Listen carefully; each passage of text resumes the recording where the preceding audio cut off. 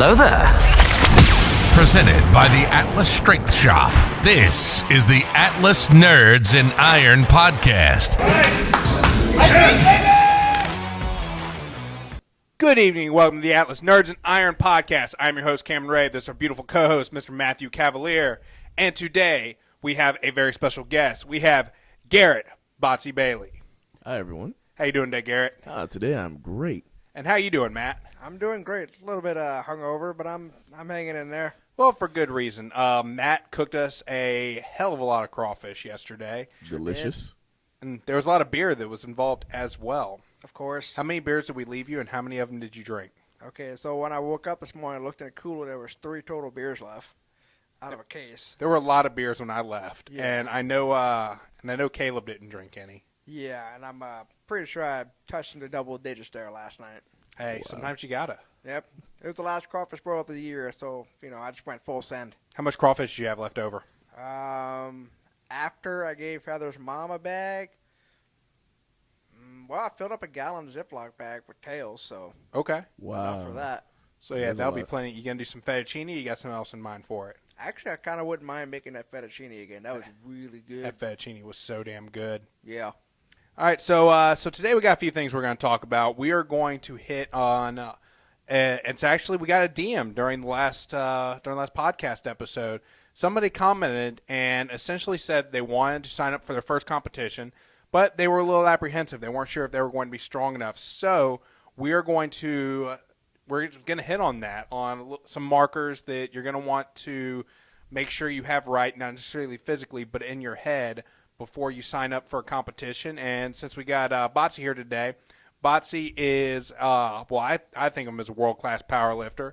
Whether or not he's going to claim that title as himself or if he's going to be too modest, that's on him. He is, though.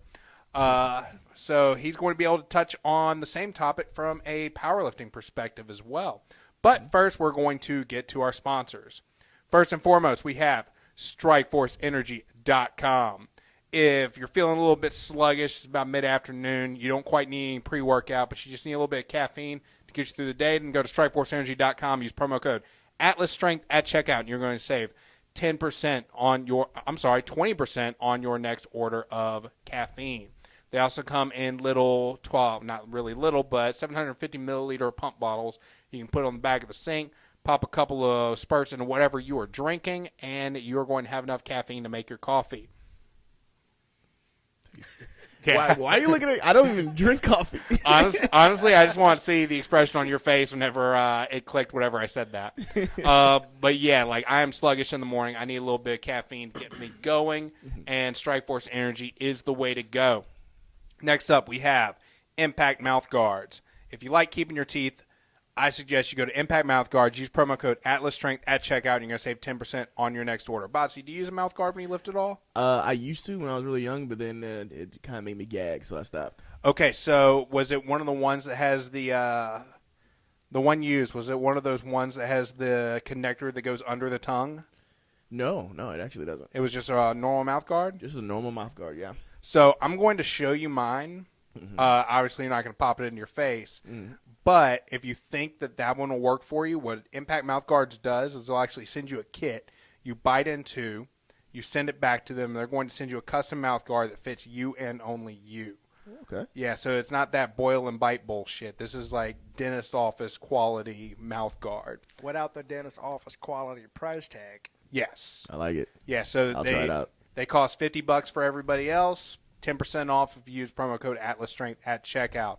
They also make them for combat sports. They make them for night guards whenever you grind your teeth at night. They make athletic tape as well. And they have the second coolest apparel line that is out there. We're going to get to the first coolest here in a second. But next we have Sticks and Stone. They are our newest sponsor, and they are providing us with some really awesome equipment for next year's Louisiana Strongest Man. If you've been following the Instagram, you already know what I'm talking about. But definitely go and check them out. Sticks and Stones, they got their start during the pandemic whenever all the plates went out of stock. He made some molds. You could buy a set of these molds, and you can make concrete plates that would fit an Olympic-sized barbell that were 55, 45, 35, 25, or 10 pounds, all using the same mold with different inserts. So he makes those. He makes molds for kettlebells. those are his bread and butter, but he just recently started getting into making custom equipment for strongman competitions, and he's making us some awesome-looking natural stones, some replicas of the Husafell stone in Iceland, and I cannot wait to get my hands on them. I'm literally driving to Houston and picking up, 410, 320, I can't math, what's 410 plus 310? That's going to be 720. Yeah, 720 plus 210, 930 pounds worth of rock. Damn. That I'm bringing back here from Houston. Bottom out. I don't think I'm going to bottom out. Nah, you'll be fine. Yeah, it'll be fine in my truck. Yeah, if I can pull over 1,000 pounds in my RAV4, you should be fine in your truck. Yeah. Yeah. That's how I got my set. When I was teaching at Strongman High School, I pulled it was actually, I think it was 2,700 pounds, but it was a lot of 10s and a lot of 5s, but over 900 pounds worth of 45s and a few hundred pounds worth of 35s. Just drove it all the way from, was it Houston? I think it was Houston, Texas. You throw them in the back, or did you have a trailer? No, I didn't have a trailer. Just put it all in the inside of the vehicle. That's what I'm going to wind up doing, too. Low rider. So I'm not going to lie. I'm kind of nervous on how we're going to get that 410 into the back, but we'll figure it out. Yeah, It took 4 of us to move that 400-pound stone when we moved him to 3.0. So I have a feeling. I need to make sure I message him before I actually go up there. If he's making these things, he probably has some kind of hoist or a forklift lying around that he can get these things, because he loads them into the back of his truck and he delivers them. But I'm assuming he has a workshop and he probably has a winch from the ceiling. Probably. So we'll figure it out, though. yeah. So last but not least, we have the Atlas Strength Shop. That is us. We are a gym focusing on strength sports located in Baton Rouge, Louisiana. If you are in the area, definitely come and check us out. Just shoot me a DM on Instagram. We'll get it set up.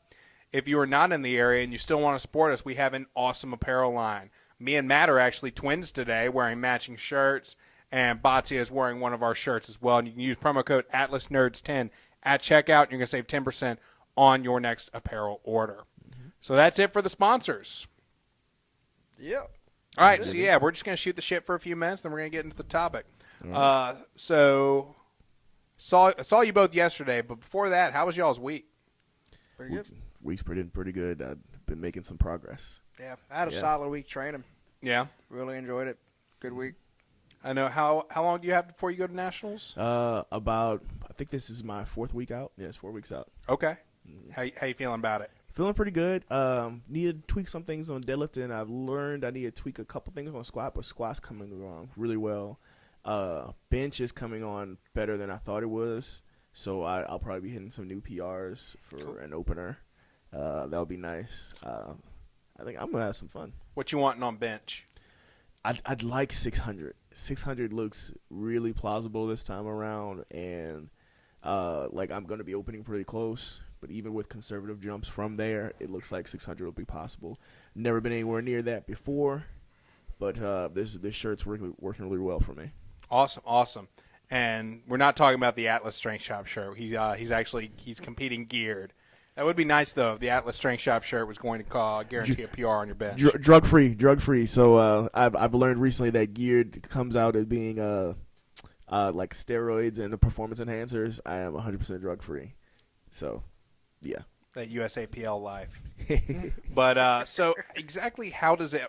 Because I know you signed up to compete as a geared lifter. Mm-hmm.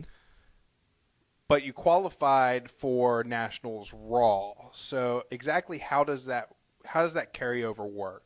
And I ask this because in strongman, if you qualify for one weight class, that's the weight class you qualify for. Mm-hmm. So you can't jump and like if your birthday and you turn into a masters athlete between the competition you qualify for in masters, you don't get to jump to masters. Mm-hmm.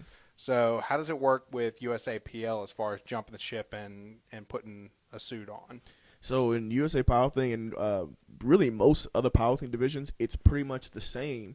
So we have the age groups, we have the weight classes, just like y'all. We don't change between them unless, say, for instance, you lifted as, say, a 205 and you qualified as a 205, but you lifted enough weight to qualify as maybe a 231. If you decide to be in that body weight, you don't have to qualify again. But if you went reverse, you went back down because you're at were at advantage at the higher weight, then you do have to go back down and requalify. Now, when it comes to like divisions between equipped and raw, we know you're at a disadvantage raw. So that being said, if you qualify raw and you hit the qualifying total for equipped, then you get to qualify for the equipped nationals. However, if you look at the qualifying totals for nationals, the equipped total is actually less than the raw total. And the reason for that is because over the last 6-7 years, raw competition has become very, very popular. It's much more economical because you don't have to pay $100 for suits. It's much easier. It's much less painful. You don't wind up getting those suit scars. And a lot of the powerful lifters have been coming out of the woodworks to compete raw. So it's become a whole lot more competitive. So, for instance, Raw Nationals, I think it was 2017, 2016 was the first time we broke 1,000 people competing at Raw Nationals. Whereas that same year, I think we had 600 people competing equipped. And just because you compete in an equipped competition does not mean you can't compete without a suit and just compete against equipped lifters. You are, again, known to be at a disadvantage. However, you are at an advantage if you use a suit in a raw competition, so that's why we don't allow people to go the reverse way. So you can't go to a raw competition and put on, like, say, a squat suit or a bench or a deadlift suit. Okay. Mm-hmm. All right. And what made you decide to go equipped for this event? So I have a team called the Louisiana Legends, and the rest of my team was going equipped already. And so you have an equipped division team and you have a raw division team. And so we decided to just pool our numbers together and everybody lift equipped. This time around, they've actually made like raw and the lifting equipment happen at the same time. So I can't do both divisions, which I usually do. If anybody's followed my lifting before, my last competition before I came back this year was in Costa Rica, and I competed in both the raw and the equipped divisions. And it was 2 separate days, but this time that's made it pretty much impossible, so I had to pick and choose. That had to have been murder on your body. I was about to say, so you would compete raw one day and then turn around the next day and compete equipped? Yep. It was. I actually had to cut quite a bit of weight, but as long as I stayed hydrated and kept my food stores in checked, I did fine.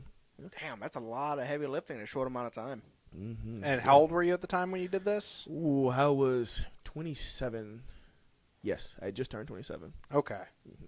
So That was only, 3 years ago? yeah, it was about 3 years ago. Yeah. Almost, yeah. Maybe 2.5. Yeah, it was August. I don't know. I'm exact for no apparent reason at all. But yeah, 2.5 years ago. Yeah, I took my long hiatus, and now I'm back.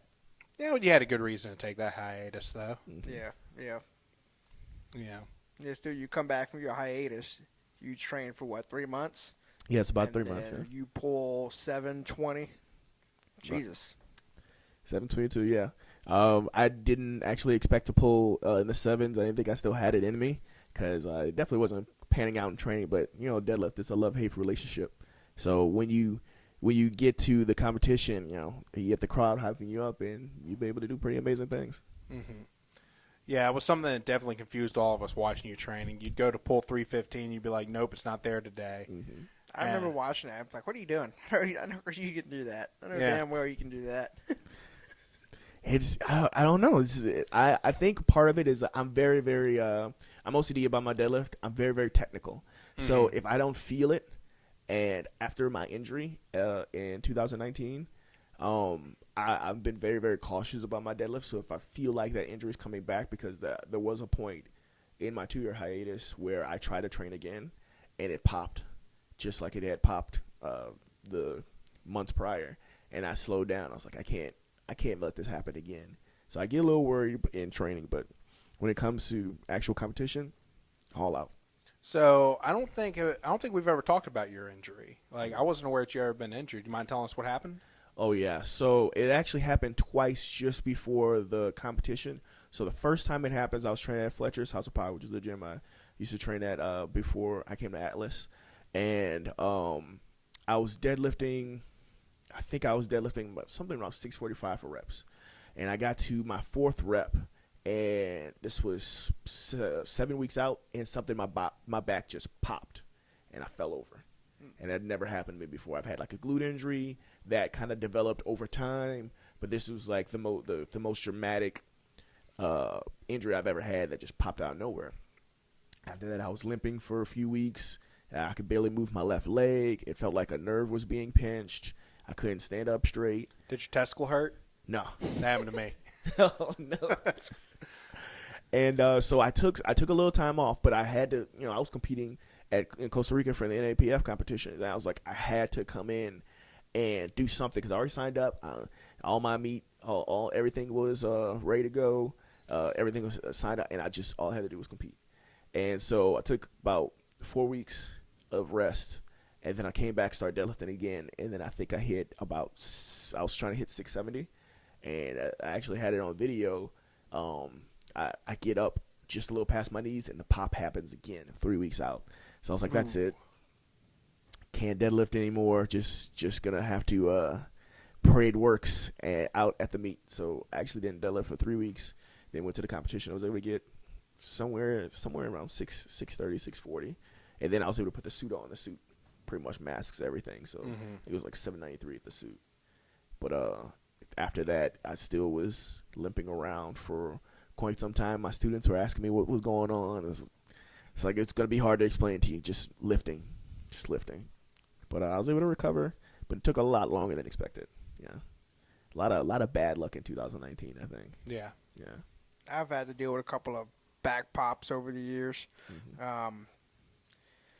Unfortunately, I had to pop it a couple of times for me to actually speak to someone who could actually tell me, this is why you're popping your back. It's not necessarily anything you're doing per se. Turned out I had a hip imbalance issue. Okay. So what happened when I got to the heavier side of things, my low back would compensate for my hips' inability to get into that range of motion where it needed to be, and it would pop.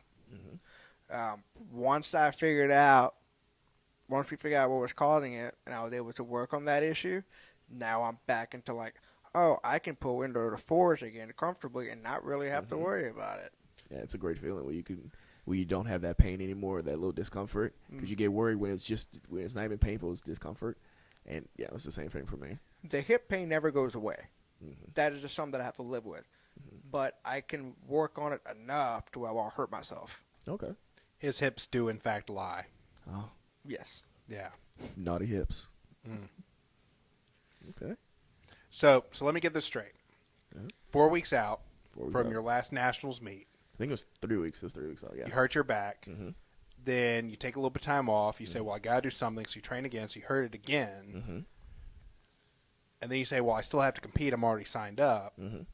So you decide to compete both raw and equipped The decision with was an injured back. The decision was already made. I was like, there's no turning back. It's got to happen. Okay. It has to happen. There's no way I'm not going to compete. Meathead. Yeah, you're right. But when I say bad luck, it was like a crazy amount of bad luck. So before I was supposed to be competing, I had a coach that was supposed to be just at nationals. That was going to be like my handler and stuff like that, or NAPF. And what happened was he had wound up dying unexpectedly. Ooh. Like just before, and I had known him. I was like, wow, that sucks. And then. Actually, I think it happened just after the competition.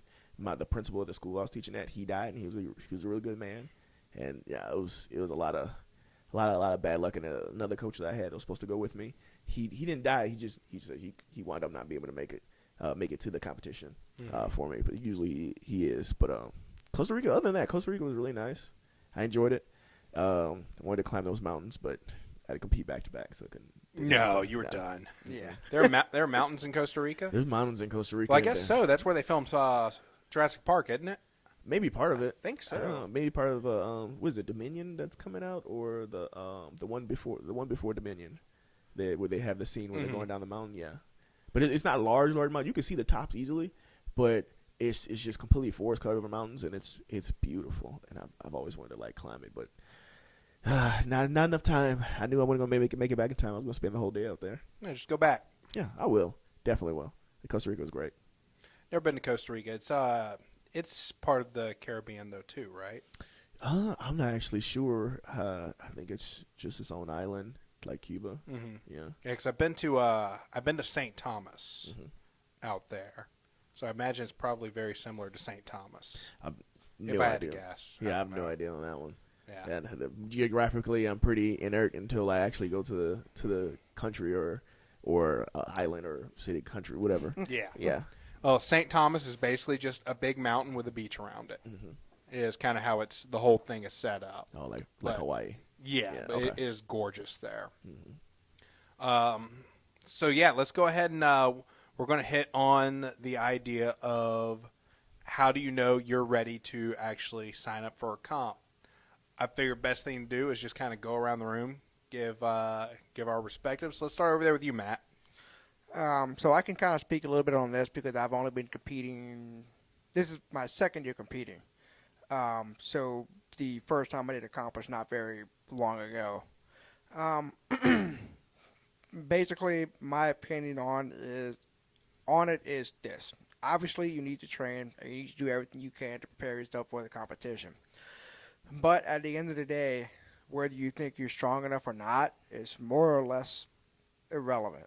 Like, if this is your first competition, you really need the experience of doing a competition because you can always train for the next one, get stronger and better over time. So the best thing for you to do, whether you're going to place or finish dead last, go and do it anyway.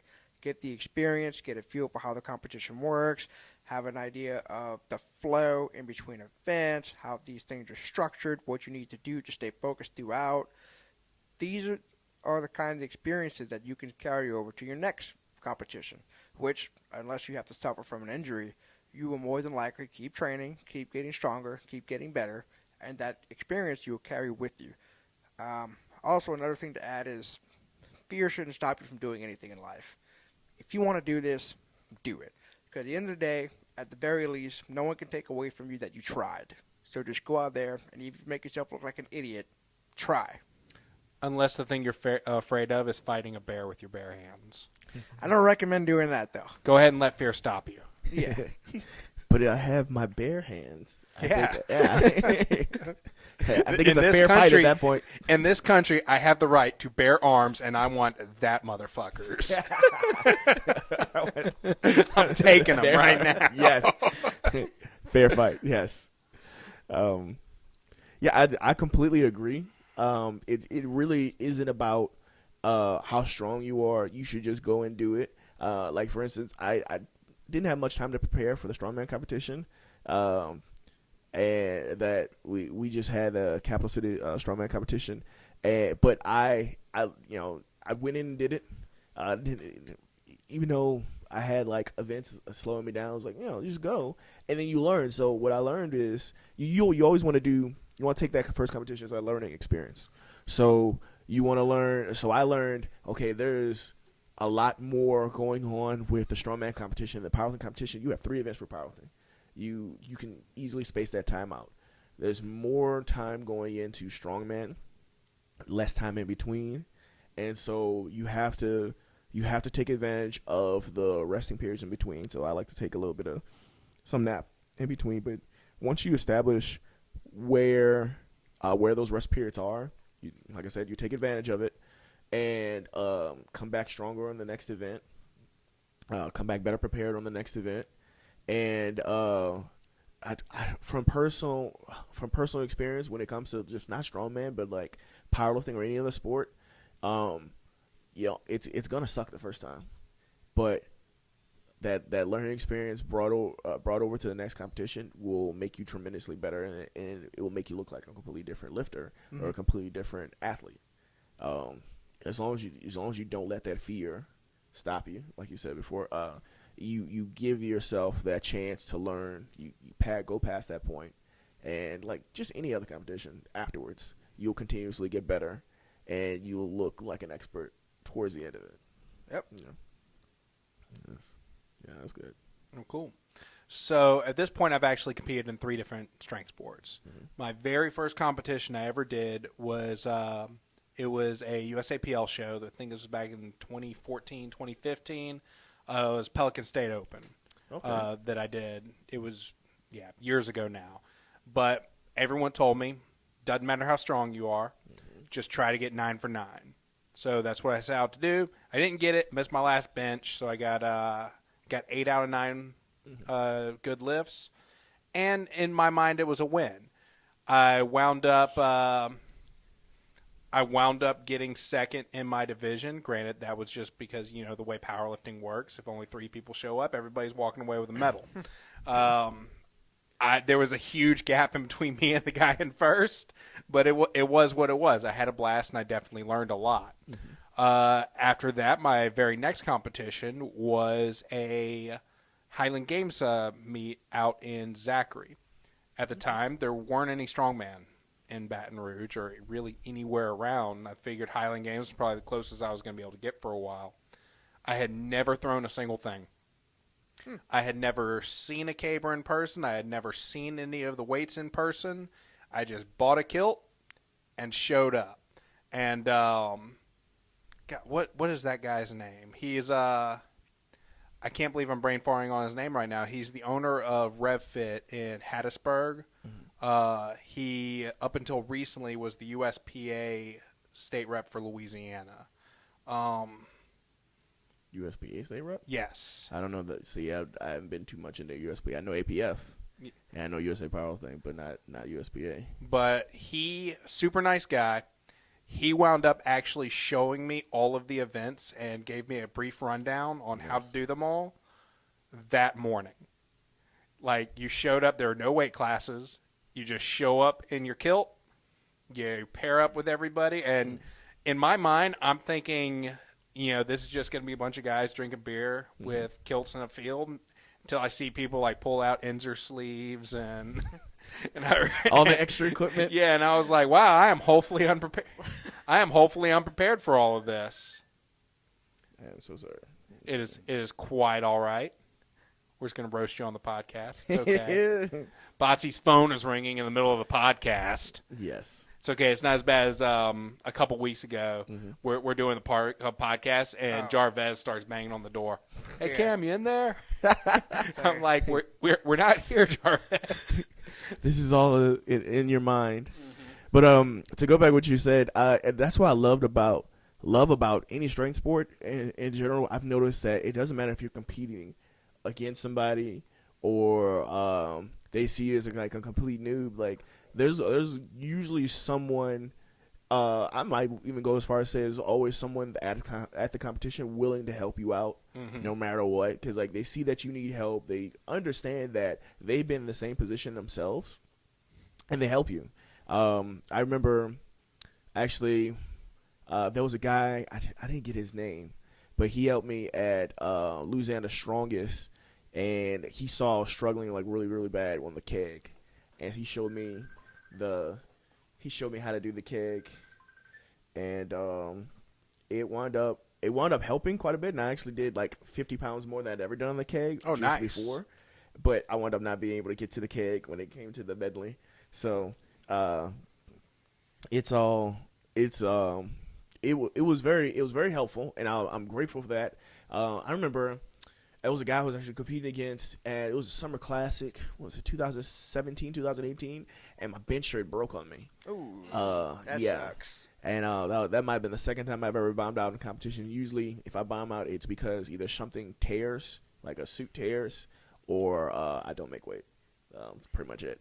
But it tore me, and the guy that was right behind me in competition, his name is Dale McLaurin. Shout out to Dale. He let me borrow his extra bench shirt, and even though if I would have got a single one of those benches with his shirt, I would have won. He gave it to me anyway, let me use it, and I was this close to beating him, but I just messed up my technique on it, and so I think I bounced it off my chest or my butt came up, something like that, something that gave me red lights, and it wound up making me bomb out the meet. But he was willing to look past the fact that we were competing against each other and help me out. And I really, really love seeing that. And so I try to pay it forward. And like every time I see someone struggling a little bit, I give a little bit. And I have to ask first, because sometimes you'll have somebody that's like too nervous or too proud to accept help. But beyond that, I try my best to like help out whoever I see that's struggling a little bit, because you see yourself like that sometimes. I kind of want to make a comment on him letting you borrow his bench shirt. I also had a thought that when you're preparing for something as long as you do for something like this, and your rival or competitor that you're going against, the last thing you want is to beat them because your equipment broke. Mm-hmm. Yeah. I also bet another driver when they say it was like, if I'm going to beat this guy, I want to beat this guy because I'm the better lifter, not because he couldn't for something that was outside of his control. Right. Yep. Right. Definitely. And so going back to like my experiences, so that's how the Highland Games meet went. Mm-hmm. Didn't know how to do any events. Went out there, threw things the best I could. The 55-pound weight for distance actually threw me, and my caber sucked, but I had a blast, and I learned a lot from that experience. Shortly after that, that's when I started buying strongman equipment, and a buddy of mine in Texas who he didn't own it. He managed a snap that was owned by the same guy that owned the snap I was running, so we talked back and forth a lot. He was going to North Carolina to compete in North Carolina Strongest Man because that's where his parents lived, and he peer pressured me into signing up with him. Nice. So my first competition was all the way in North Carolina. Again, most of this equipment I had never touched. I had to cut weight for this one because it was the light and heavyweight novice divisions. It was 198 and under, 199 and over. Ooh, 198. Wow. Yes. That's tough. It was right in the middle. it was Trained Strongman was the people who do the official Strongman games. Okay. It was one of his local shows that he runs. Okay. Because he's from North Carolina. Right. So we get there and we go through. That was probably the most I prepared for a competition for a new sport at this point, because it was the first time I'd ever cut weight. I had to fly to get there, so I found out that really cuts into your weight cut a lot in a bad way. What was the elevation difference where you went? I have no idea. I'm really not sure. Okay. Probably negligible. It's North Carolina. It's on the coast, but we even booked IVs after weigh-ins. Like one of the IVs has the Saline. B vitamins and Okay, all yeah. that in it to really get you pumped up. Mm-hmm. Got to the hotel. I booked a hotel because it had a sauna, and I knew I was going to have to drop a couple more pounds. The sauna turned out to be a hot tub with broken jets. Ooh, that is unfortunate. So me and him, we found like a local like a full service type gym, kind of like a gym fit type place. Right. And we went there. We went to their sauna, and we sat in there for hours the morning before weigh-ins. Oh, wow. Weighed in at the hotel, thought we were good to go, went there. Turns out their scale was heavy by 4 pounds. Wow, you didn't need to do that much? We both missed weight and wound up competing heavyweight novice instead of lightweight novice. Oh, wow. So all of my weights from my first competition in strongman, the overhead jumped by 50 pounds, the deadlift jumped by about 100. Like it all skyrocketed, and I bombed. I think I bombed the overhead because I was already questionable on whether or not I was going to get the overhead for that event. I got 1 rep with the deadlift. That's that. Remember that profile picture I had for a while with the tires? Yes. Where I was deadlifting tires. That was that competition. Okay. The next event, it was a keg, sandbag, Husafel medley. Ooh. That was when I found out that if you drop a keg, it can roll faster than you can run. Oh. So don't drop a keg. What were the other 2 events? Well, I don't even remember what the 4th event was, but the final event was a stone series, and the very first Atlas stone I ever loaded was at eyeball level. Ooh, Jesus. So my point is, I went into that competition not having any clue what the hell I was doing. Like, I had touched stones before, but the heaviest stone I had ever touched was a 115-pounder that I had, and I put it in the back of my truck. Like, it doesn't really prepare you for much. But I learned a lot, fell in love with the sport, kept buying more things, competed in several shows since then. I've done one more Highland game since then, but after that, it's just been Strongman because, no offense, but I think powerlifting competitions are just boring as hell. No comment. It's the squat, bench, deadlift every time. There is no difference. There's no surprises, to be honest. I will admit that. But, and especially USAPL. I'm sorry. It's the golf of powerlifting. They don't even want you to use ammonia in the same building practically. Oh, so you're supposed to do it behind the curtain. Yeah, but it's only ammonia is completely allowed. It's just you can't let the spectators see because the spectators usually don't know that it's ammonia, unless they're all strength athletes. But when they get it on camera, if there's a camera, they don't let you do it on ammonia. But if you're not on camera, so say if it's a local meet, it's not nationals, it's not worlds, you can do it 100%. Even in front of the crowd, but they don't want it shown on TV because it makes them think that you're doing some sort of drugs, like you're about to snort cocaine or something, especially if you accidentally let a little bit of chalk hit your nose. Now you look like a cocaine addict just before, and they don't want to present that image. Okay, yeah. So that's a perfect segue into the next thing that I wanted to talk about that was kind of related to all this, because this question kind of came up on TikTok earlier. Okay. I have no idea what the guy's real name is. I just know his TikTok name. You know how it is with social media. But he made a comment about how many shows that he's competed in and he's podium. Is it safe to call himself a semi-pro at this point? So a whole bunch of people commented, and there were some stitches and duets made on the benefits of being pro versus not pro, how there's not really much money in it, and kind of the point that I made. So you're talking about the spectators. Okay. Who watches powerlifting on TV? I barely even see it on TV, but it's probably going to be other powerlifters, to be honest, yeah. The only people that care about strength sports are the guys that compete in strength sports. True. And women, of course. And the family. No, it's definitely going to be more guys. But families of the members, so it's either going to be the lifters or the athletes' family, and the people trying to sleep with them. Yeah, but it's safe to say that there's always going to be somebody sitting next to grandma to tell her that her grandson didn't snort cocaine, right? Hopefully. So why are we worried about it? This is an old rule from back when there were more people proportionally that watching it that were not strength sport athletes versus people that were. And also, you're still going to have people nowadays that like to take any opportunity to make a comment. It's like, oh, USA Powerlifting is supposed to be drug-free, but they're snorting coke on a platform. And so it just takes one person that has enough of a following to get away with that to have everybody start believing that image, and it starts degrading the image. And I understand from a business standpoint, what they're doing with that. And that's why I'm I'm on board with that rule. But there's a few other rules that they seem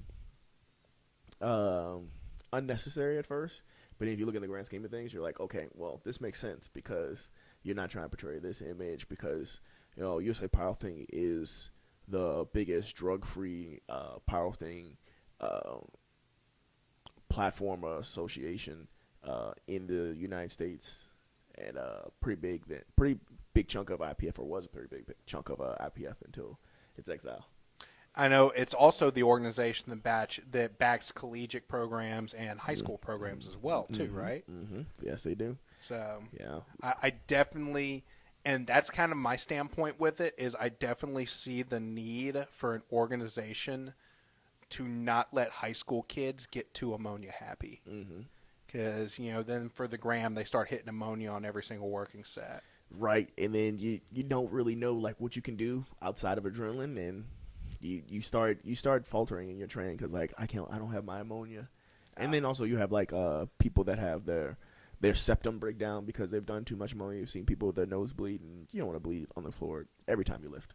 Wait, that's a thing? Ammonia will make your nose bleed? Yeah, you saw that guy at the... I've never seen that. Yeah, Louisiana's strongest dude was bleeding out of his nose tremendously. I don't think that was from the ammonia, though. No, it was from the ammonia and the suit. You put those two together, you're going to bleed a lot. If you've done it over the years, you'll bleed a lot. So I've seen people bleed from their cheek once which was interesting. But I think he had high blood pressure beforehand. I'm sorry, bleed from your cheek? Bleed from his cheek. So he didn't have a zit or anything. He just bled from his pore. It just came out of his pores? Came out of his pore. He took a shot of ammonia. And I think this was in training. That's hardcore. Yeah. His name was Conrad Cable. And I was training with LSU's powerlifting team. And I was like, dude, you're like bleeding from your cheek. He's like, only real man bleeding. I had a comment, but I won't say it here. I think I know where you're going with that. Yeah. Oh. I hardly use I have it in my bag, but I really hardly ever use it. That's the best thing. I use it on max effort singles. Mm-hmm. When was the last time you saw me do a max effort single, though? I've never seen you do Hell, it. I remember the last time I did one. Yeah, like, for me, there's no point right now. Like, I'll do a triple and then some math. Right. I mean, for Strongman, most of your events aren't for heavy singles anyway. Most of it is for volume over time or distance or something like that. Right, so right. unless you have an event that calls for you to train a heavy single, You know, but even then, when you're training for a heavy single, doing that max effort single in training is going to take so much out of you, and it's not going to give anything back. Yeah. No. So it makes more sense to hit those triples. Mm-hmm. Yeah. But, that's something, and I'm sure all three of us have been there. You don't learn until, like, your mid to late 20s. Yeah. Right there. Yeah. I'm still learning. My birthday's in like 2 weeks. Uh-huh. Yeah, before that, it's just full send. Mm-hmm. Send it. But at the same time, you got to do those when you're young. Because if you don't know what gear you have. Well, yeah, I mean, you're so, young athlete, chock full of testosterone and angst, and you're like, fuck Hatred. it, send it. Yeah. Pure hatred. There's a little bit in there. Just a little. Yeah, every time you pull a heavy single, you think about boomers. Would you believe that I only lift happy? Like the happier I am. Yes, the because stronger. I have seen you lift. You look so calm going into your lifts. Literally the happier I am, the stronger I am. And I think my best meets, I've like been so happy I've almost come to tears just because like I've heard like someone I really care about like cheer me on or like they said something like really amazing, like yes, and then pull like 780 and I'm like, yeah, this feels great. It's the power of friendship. Yeah, the power. That's exactly what it is. The power of friendship, and it's great. I love it. I've tried lifting mad like other people's like, yeah, get rage and fucking no, that's not how my body works at all. And I find myself to be very weird because I've not found someone else that like lifts better happy. Everybody else is like rage or angst, some sort of angst or anxiety. They lift better. I have to clear my head. Like, if I get too jacked up or get too lopsided in emotions, it just fucks me up. So I have to, like, just clear out. Just blow everything out. I think about X-Men Serenity. You remember that scene where he was teaching Magneto, like, how to use his powers? Yeah, Professor X, yes. That's what I think. So, for me, I'm in a really good mood and usually hyper in between sets. And then, like, 10 seconds before my set, I get real focused in and quiet. And That's kind of how I am. Yeah, and then you go to work. Right. That's what you have to do. You got to put all your focus into that lift, and it's Yeah, I find if I get too angry or just jazz myself up, I miss a cue, or I don't get as tight as I should, or I don't drive the bar where I should be driving the bar, and it just mess up. And even if your anger does get you through that sticking point, you still miss some cues. So for what? To risk getting injured and be out for 6 weeks? Right. Even in competition, I don't think I've ever used ammonia. No, I've never. I don't like it. I've probably intentionally smelled ammonia maybe twice, and it was when I first started lifting. And they said, "Here, try this," and I hit it, and I'm like, "Yeah, no, I'm good. It's not happening." The only time I have ever used ammonia during a competition was during the Swamp Monster Shootout in Lafayette. Like, I think it was 2018, 2019. We had that Max Jefferson deadlift. And I used ammonia then. But I think that's the only time I've ever used it. Right. But with our sport, too, there's so many max rep events. You don't want to hit ammonia and then, carry a keg 200 feet. No, you need It's air. gonna wear out. It's gonna wear out fast. Yeah. You need air, not ammonia. You need oxygen. It's not a was it anaerobic exercise? It's a aerobic. Yeah, it's a hard aerobic, but it's aerobic. And I should just I got definitely a get it. few of those coming up in this competition. Shit. Talking about Alabama? Yeah. Yeah, there's a lot of moving going on in Alabama. There is not a single. There's the yoke squat. I forgot. There's the single rep max up for yoke squat. I know we don't have a max weight event for Rougarou either. We have max height, but we don't have a max weight. Right. Actually, I'm kind of happy about that, about not having too many max weight events. Is that your hearing aid I just heard? Yeah. Oh wow, it is. It can whistle. Does that hurt your ears when it does that? I didn't even really notice until you said it. Okay. I thought it was outside. Yeah. I thought somebody was getting in. If you couldn't hear that on the podcast, what just happened is Matt tugged at his ear, and it sounded like his hearing, we heard feedback. Yeah.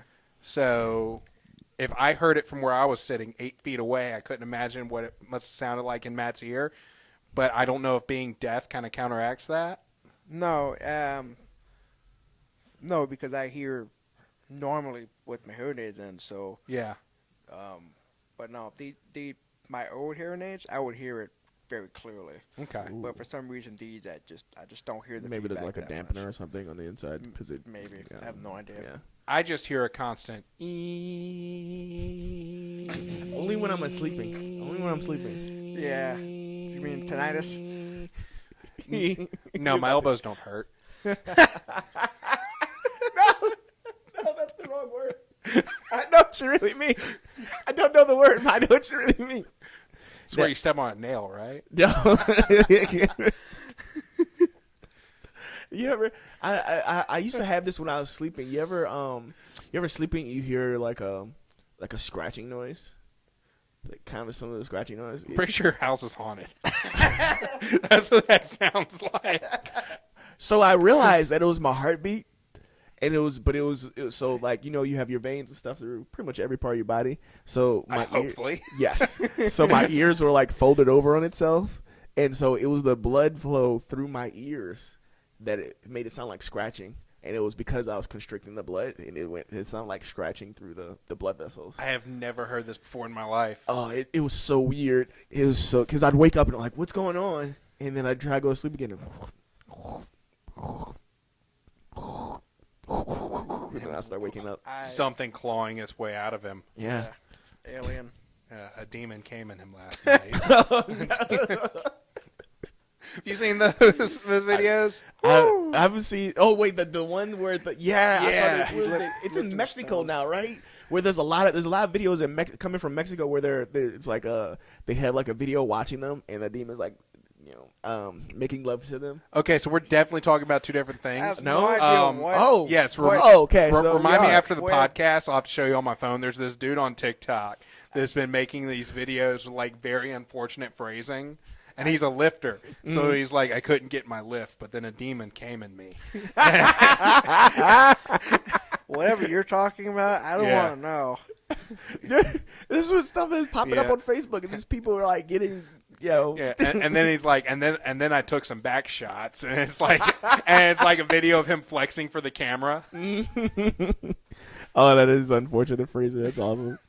Have you ever heard of what's it called? Unnecessary bleeping, where they'll play a video and it's a normal video. Like you ever listen to Frozen, and it's do you want to beep a snowman? Yeah. So I know the concept.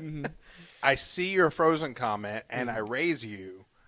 If you take MMA and you blur certain parts out, it just looks like gay porn. Especially when he's between his legs and he's pounding them. Any grappling. Yeah. Any grappling whatsoever. Yeah, you just blur some stuff out, and all of a sudden, There it is. Yeah. completely different context. Play some slow jazz music. All right, so let's reel it back in. Okay. Yeah, getting a little off the rails. So, does it just do it when you tug at your ear? I didn't. Sorry, my ear itches. I'm not trying to do it. I've literally It popped known up you this for like time. 3 years. For like 3 years now, and I've never once seen this happen. This is weird. Well, it does. Okay, all right. So you've worked with a lot of younger, like high school athletes in your career. Yes. What is your advice to young kids that are wanting to get into strength sports for the first time? How should they go about getting started, especially if they are going to a school that doesn't have a program existing already? Okay, so my advice is pretty much the same advice I'd have for pretty much anybody. It's easier for high school kids, though. You just find some friends to help you do it, even if you don't. Aren't able to find some friends, you're not able to talk to somebody on social media, ask around. But I found that team camaraderie helps you stay in whatever sport you pick a lot easier because you're not lifting alone. I know it sucked for me for the 6-month period where I decided to lift alone. But outside of that, research the sport, find some experts locally that you can talk to or the closest person to an expert, and ask them for some advice. And 9 times out of 10, they're willing to help you. They're willing to get involved somehow and take you under the wing and teach you what you need to know to help yourself improve in that sport. And what are some things you wish you would have been told at 16 years old before you discovered all this? That you don't have to get your training from one spot. It's best to branch out to other people. Excuse me. So what I actually got that advice when I was 16. I started training with other teams when I was a wrestler, and so I had a very, very small wrestling team. So at first, all the training I was getting from was a small group that couldn't wrestle that well. My coach was a math teacher that never wrestled in high school, and so I went over to Estruma High School and started doing a little training with them. They had a much bigger team. Their coach was a lot more experienced, and I gained a lot more experience from that.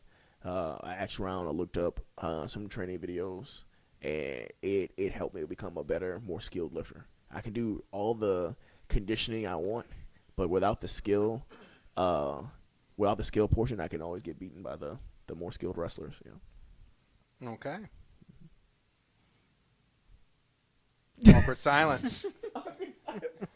Something else that actually that helped out a lot is that when you try to teach other people, even when you're a novice, it helps you learn it and become better at it, because then you start learning some minor issues that you had yourself, or minor mistakes that you've been making yourself that helps you grow as an athlete in general. Because I remember breaking down certain portions of like maybe the swamp monster that I was doing, and I realized like some of the stuff that I do is natural.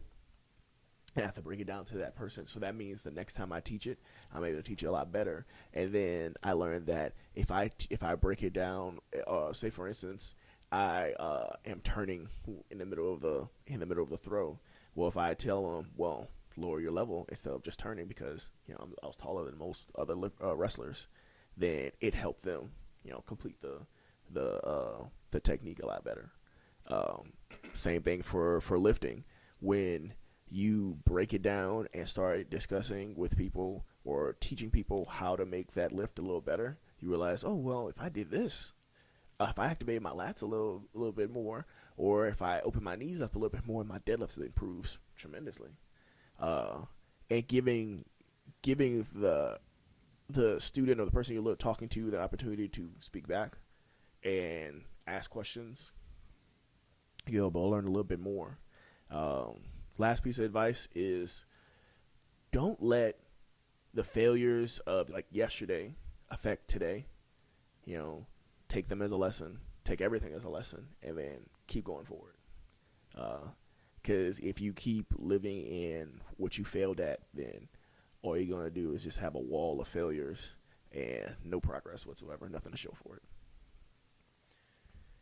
I'm going to add on to that and say that, especially for strength sports, that's a long road. That's a very long discipline. So don't get caught up and trying to hit these big numbers when you're 16, 17, or even 18.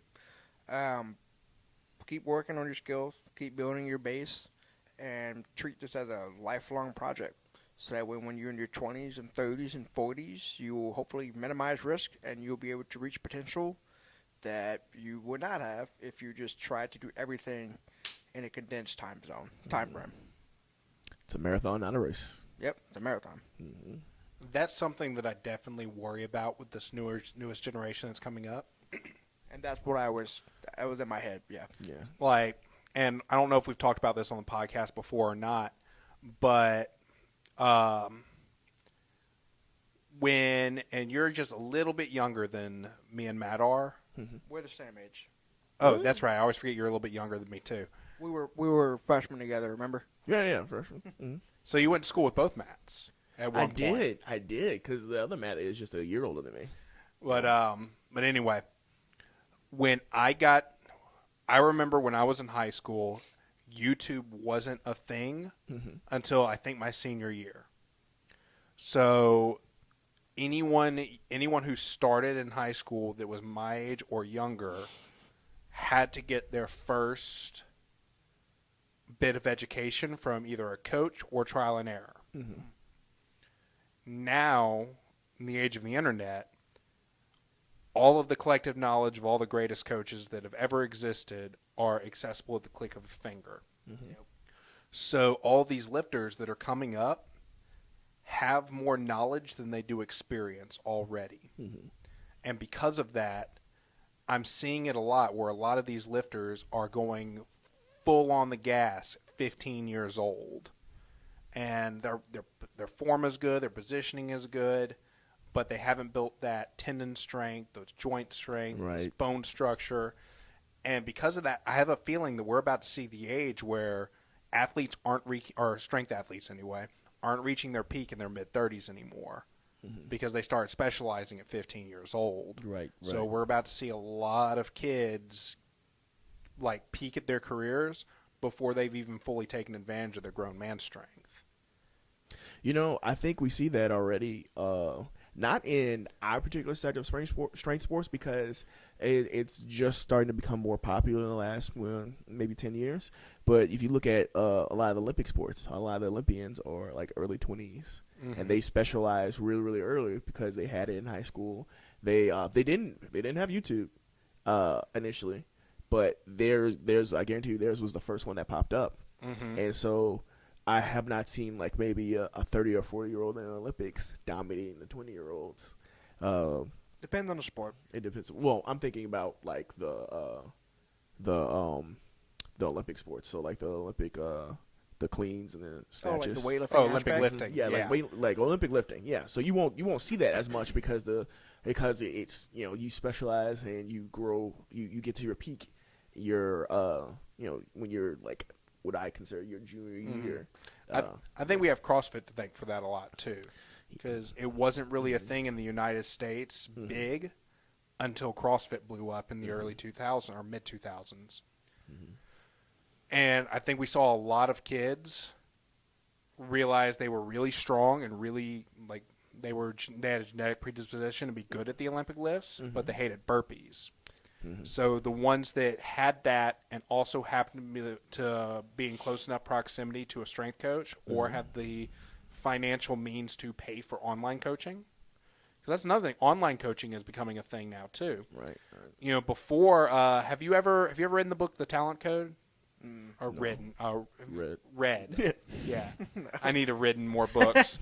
So there's a book called The Talent Code, and one of the things that they talk about in that book is, and we'll take Olympic lifting as a good example of that. To be a really good Olympic lifter, you need a few things. You need genetic predisposition to be good at Olympic lifting. You need the desire to be a good Olympic lifter. And you need proximity to a good enough teacher to get you there. Yeah. The third one, we don't really need that much anymore because of the internet. I disagree. So it's helpful. It's definitely helpful. And maybe with Olympic lifting and sports that are a little bit more complicated, it's always going to play a part. But Like, how many powerlifters do you know that have gotten really far and their coach lives across the country? Quite a few. Yeah.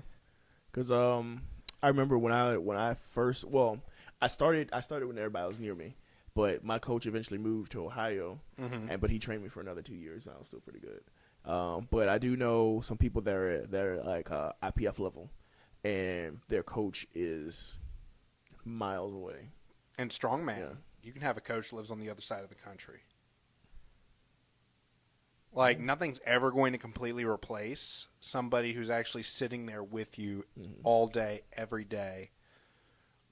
But just due to the fact of the internet existing and you can outsource that ability, the talent pool in total for everything is just going to skyrocket. Oh yeah, which is why there's such a big pull. There's such a big standing for raw lifting now, because one, you don't need to pay for as much, which means you have more money to pay for like online coaching, and you can do so much more with so much less.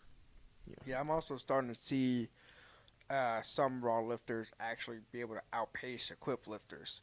So, which is why our qualifying totals are higher for raw lifters versus equipped lifters. Like, it's about 150 pounds difference. I think the qualifying total for my weight class right now, 275s, and the qualifying total for raw nationals is about 795.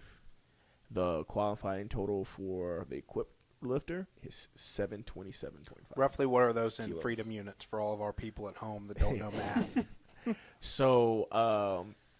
So for 795, I think it's somewhere around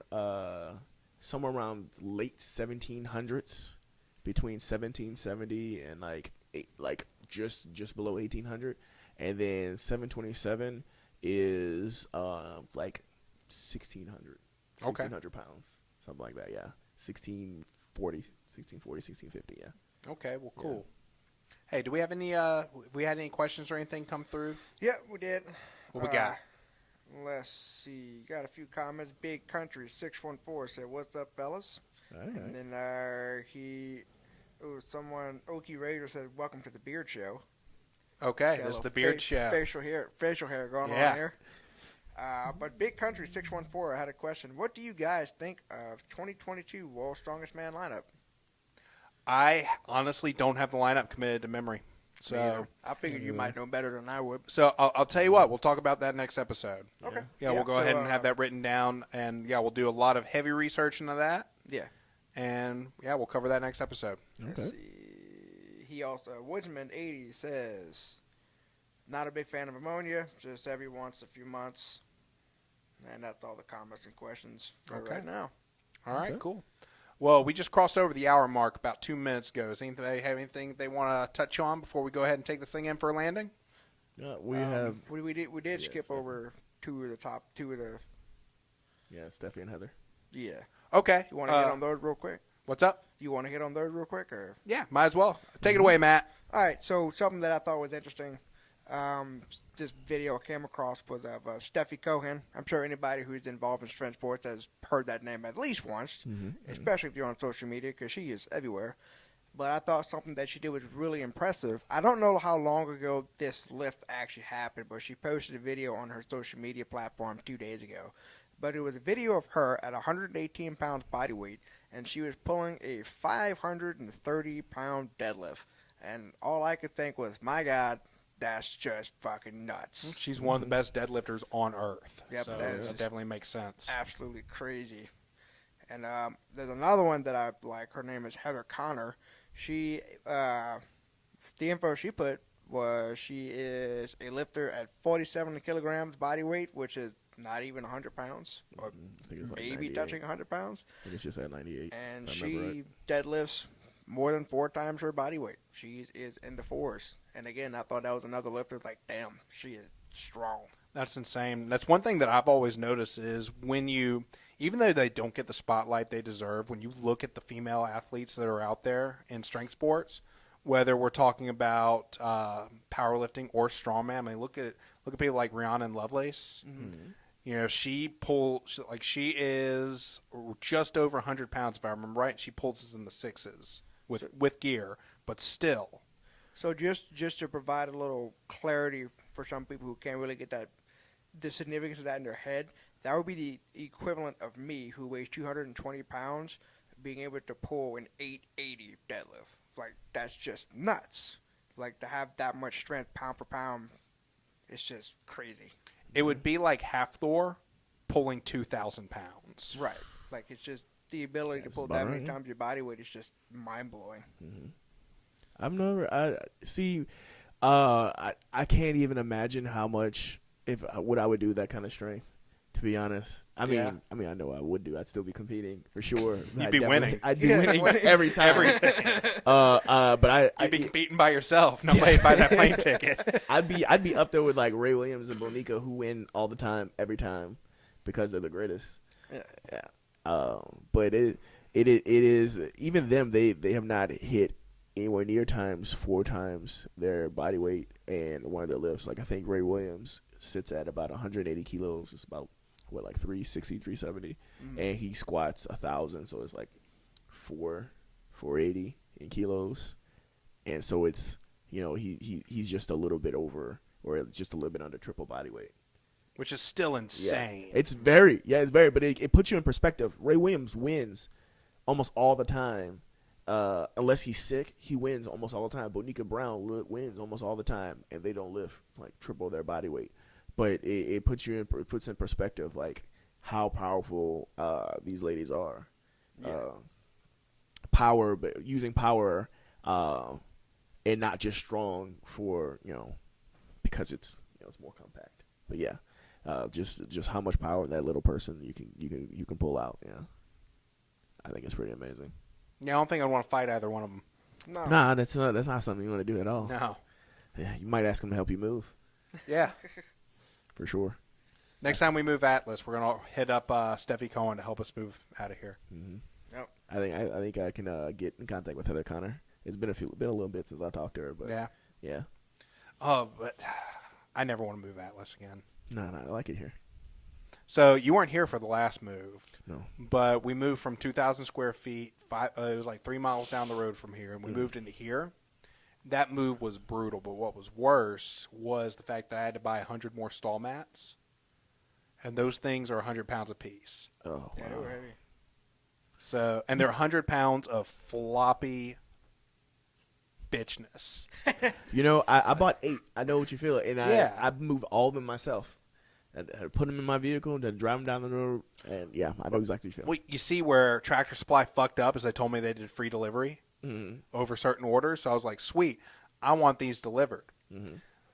I said that thinking that they had an actual truck with a forklift that with one of the ones with a forklift that rides on the back of the truck. Nah, son. And all that crap. Nah, this was some dude's dad with a single axle trailer. It took him 8 trips. Wow. I felt so bad. I bet you did. I hope you tipped him. Yeah, I tipped him. Okay, great. But Just a tip. just the tip though. That's all you can say. Yeah, he didn't get the whole thing. Yep. Mm-hmm. But yeah, I felt so bad, and I just know damn well when they told him, "Hey, you're delivering this to this address," he went, "I'm sorry, you told him we did free delivery on this?" Oh. He was probably so pissed. I'm pretty sure he went back and yelled at his boss. Yeah, I apologize because, like I said, I figured it's Tractor Supply. It's a big box store. Mm-hmm. They probably have a truck for this, or it was going to come straight from the manufacturer or something if I had it delivered. Nope. Probably best to put it on a big truck. In fact, I bought so many stall mats all at once that I cleared out 3 Tractor Supplies. What? Damn. Did that same guy have to go around? Yep. Oh, that's unfortunate. That same guy had to go around to all 3 of the Tractor Supplies. Mm-hmm. So there's a Tractor Supply. Okay, I know there's one in Denham Springs. Is there one? I got them from Denham, Zachary, and some little town I had never heard of and haven't been back since. Is it Pride? Maybe. I don't know. Yeah, because that's like just above Zachary. You should teach. They don't exactly have one in the heart of Baton Rouge. Mm-hmm. Yeah, but fortunately, the Tractor Supply in Denham Springs is like still kind of close to my house. It's like 5 miles away. Yeah, it's not far from here. Yeah, so I drove it back and forth. Mm-hmm. Only reason I took 2 trips because I bought it 2 separate times. I realized I was going to put it in like a room in my house, and that's how I was able to get it all. But I was like scratching my walls. there's still some black marks there. For Louisiana's strongest man, I might be buying 24 more. I'll be moving. But I'll be returning them the next day. Like, literally what I'm going to do. We're done here. Literally what I'm going to do, because we have a max distance natural stone carry. Mm-hmm. So if I have 24, I can set up a 6-foot wide lane outside, double layered, and they can just walk back and forth on it. Okay. And then I'll just load them up and bring them back the next day. I know a meet director in Florida that he hosts a lot of USA Powerlifting meets, which I think now he does Powerlifting America because he might be the reason that got kicked out. He does the same thing. He does it with his wood too. He'll host a meet, buy the wood, and then send the wood back. And yeah, it's not a bad idea. Yeah. Which if we're going to be doing next year's Capital City in house without Travis, we're going to need to actually invest in some platforms. Oh yeah. So that'll be fun. Yeah, I think I'll grab those sometime soon. I have a spot to hold all the wood anyway. Okay. Yeah. I'm really hoping that the price of wood goes down before now and then. I haven't even looked. Yeah, like just keep me aware and I'll get it. Yeah. Well, have I ever told you my theory on why the price of wood skyrocketed? Is it gas? No. Because remember, it skyrocketed during COVID. Mm-hmm. Yeah, wood's been high for 2 years now. Less people buying wood for houses? It skyrocketed. Well, it's not that. There were less. They say it was because there were fewer people in the mills making the wood. Mm. But the price of wood skyrocketed right after the first stimulus check when it was $600. And everybody started posting memes on Facebook about how $600 was just enough money to build a guillotine. Literally overnight, the price of wood tripled. You've made that connection, and now everyone's going to see it. Yep. Everybody watching is like, the we jig is do up. Something about this. Yep, they were like, oh, shit, they're right. Better get those numbers up. We don't need a French Revolution on our hands. Vive la Revolution. You know, right now, the inequality or the wealth inequality gap is like twice as high as it was during the French Revolution. Well, that sucks. Yeah, I noticed. I think I saw something earlier today that the cost of buying a house, proportionate to like how much the average salary is twice as it was during the Great Depression. It's ridiculous. More than that. It's a lot more than that. Yeah, actually. It's so ridiculous. Yeah, which is why it always makes me laugh when like someone who's like above the age of 55 is like, "Well, I don't understand what the problem is. By the time I was your age, I had 2 houses paid off." Like, oh, I'm sorry, that was back in the day when a 5,000 square foot cost you fucking 5 strawberries. And they also, wow, and they all literally have lead poisoning too. Every one of them. There was lead in the paint. There was lead in the gasoline. And lead poisoning is proven to literally make you dumber. Well, you know what? So that was when you get it really young. Now they're all in Congress. Oh, I'm sorry. You bought that house in 1988, and now I can buy that house for $10 million. We need age limits or some kind of like cognitive indicator to say, you need to be out. Term limits. Yeah. Guillotines. You get that too. That too. The guillotine is the solution. We need an indicator before that. But what you can't do just go is around killing people. Yep. It'd be fun though. It's like when you buy a new house that's full of rats and termites. You got to clear the rats and termites before you upgrade anything. Well, you just don't buy that house, Matt. True. You buy a different house. Well, with inflation rate these days, Cameron, you don't have a choice but to buy the house. If you don't buy that house, BlackRock will. And, well, if the house is America, you kind of already bought it. You just have to deal with the rats. It's got really off the rails. All right, let's go ahead and take this thing in for a landing before we all get canceled by somebody. Or I don't know. Like, what we're talking about right now is the opposite of what people get canceled for. Right, so, I was about to say, we're probably good to go. us. Yeah. Yeah, Viva la Revolution. Viva la Revolution. We are sponsored by the guillotine, ladies and gentlemen. I am so glad I am no longer active duty. Oh, no. Working for the Fire Nation. Oh, yes. All right, so anyway, first and foremost, we have veteran-owned StrikeForceEnergy.com. Use promo code AtlasStrength at checkout. You're going to save 20% on your next batch of energy. Mm-hmm. They literally come in I didn't mention this earlier, they come in these little packets about the same size as a Crystal Light packet. You put it in wherever you're drinking, and you're going to get 160 milligrams of caffeine. It'll get you through your day. Again, use promo code AtlasStrength at checkout. Next, we have Impact Mouth Guards. If you like your teeth and you want to keep them all on your head, you don't want to crack a molar during a max effort squat attempt, go to Impact Mouth Guards. Use promo code ATLASSTRENGTH at checkout. You're going to save 10% on your next mouth guard. Trust me, I use them all the time. Anytime my ADHD will let me remember to actually put it in between my sets. But I'm getting one. I can definitely tell the difference between when I lift with a mouth guard and when I don't. Like, I wonder why that set went bad, and I look at my mouth guard on the ground. It's like, oh, I forgot to put that in. Next up, we have Sticks and Stone barbell. I'm sorry, just Sticks and Stone. There is no barbell. They don't make barbells. They make concrete weights. I found him on TikTok. You should go find him on TikTok. He is also on Instagram. I'm assuming he's on Facebook as well. And he is a sponsor for both the 3rd Annual Rougarou Classic and the 2nd Louisiana Strongest Man. And we are going to have some really cool stuff from him next month. And last but not least, we have the Atlas Strength Shop. That is us. If you're in the Baton Rouge area, definitely come and see us. We'd love to have you. If you are in Southeast United States, sign up for one of our competitions. Currently, we have 2 strongman competitions a year and a powerlifting competition a year. And if you aren't in the Southeast United States and don't feel like traveling to us, go to atlasstrengthshop.com, click on the apparel tab, and check out our apparel line. Use promo code ATLASNERDS10 at checkout, and you're going to save 10% on your next order. Matt, you got anything to add? Trust your squat, not the state. Botsy, where can they find you? You can find me here at Atlas Strength Shop pretty much whenever you want. Just call me up, and I do personal training, I do online training, and I do programming. Come see me. I'll make you stronger. And where can they find you online? Bottesy. On pretty much everywhere. So Bottesy. That's on Instagram, Twitter. You can find me on Facebook using the same thing. I'm not on Snapchat anymore, but yes, I'll think about making a Twitter depending on how the following goes. I twit things sometimes. Nobody follows us though. We have 24 followers. I'm not on Twitter. I'm not on Twitter. I usually just stalk people on Twitter. I just don't know how to use Twitter. You see how few posts I make now. Yeah. Which I need to fix that. But Twitter is all commenting, all status updates all the time, and I hate that. I hate that so much. But if you send me a message, then yeah, I'll get on there. Dumpster fire, that app. Elon's going to fix it all. But anyway, don't forget to like and subscribe to us on Facebook, Instagram, TikTok, all the different things. We got a YouTube channel as well. Go follow us on YouTube. Don't forget to give us a 5-star rating on iTunes. Click that share button and share us with all of your friends.